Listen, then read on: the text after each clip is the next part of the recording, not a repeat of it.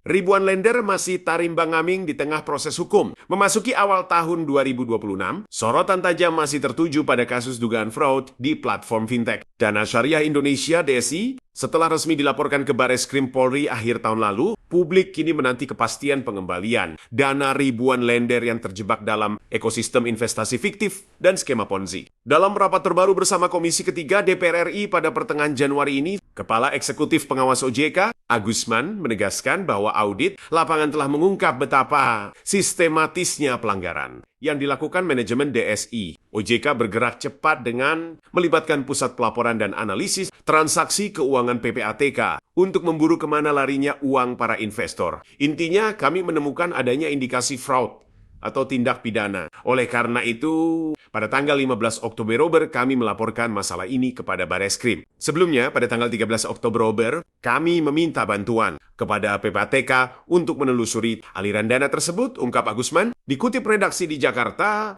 Senin 26 Januari tahun 2026, langkah ini diambil setelah OJK mengonfirmasi 8 modus operandi yang mencengangkan, termasuk penciptaan proyek fiktif menggunakan data debitur asli dan skema Ponzi, di mana dana investor baru digunakan untuk menambah lubang gagal bayar proyek lama. Sejak operasionalnya dibekukan pada 15 Oktober tahun 2025, DSI praktis lumpuh. Namun, fokus OJK saat ini bukan lagi sekadar sanksi administratif, melainkan memastikan manajemen tidak melarikan diri dari tanggung jawab. OJK telah menetapkan aturan ketat selama masa investigasi ini. 1. Larangan perubahan struktur, direksi dan pemegang saham dilarang berganti. 2. Pembekuan aset dilarang mengalihkan atau mengurangi nilai kepemilikan. 3. Mediasi maraton. Sepanjang akhir tahun 2025, telah dilakukan 5 kali pertemuan mediasi antara lender dan manajemen DSI. Kami mendorong perbaikan tata kelola yang lebih baik. Dan yang paling penting adalah pengembalian dana lender. Ini yang kami minta secara tegas. Kami juga berharap adanya langkah pencekalan, belajar dari kasus-kasus sebelumnya, tambah Agusman. Jika jalur pidana dan mediasi menemui jalan buntu, OJK telah menyiapkan senjata pamungkas. Institusi ini berencana menggunakan kewenangannya untuk melakukan gugatan perdata demi kepentingan konsumen. Selain itu, akuntan publik yang memberikan opini terhadap laporan keuangan DSI juga akan diperiksa secara khusus. Apabila seluruh komitmen tidak dipenuhi dan upaya pidana tidak berjalan atau tidak tuntas, maka langkah terakhir last resort adalah gugatan perdata dari sisi OJK, tegasnya. OJK kini memperketat audit terhadap kantor akuntan yang meloloskan laporan keuangan. Fintech bermasalah untuk mencegah kasus serupa terulang di platform lain.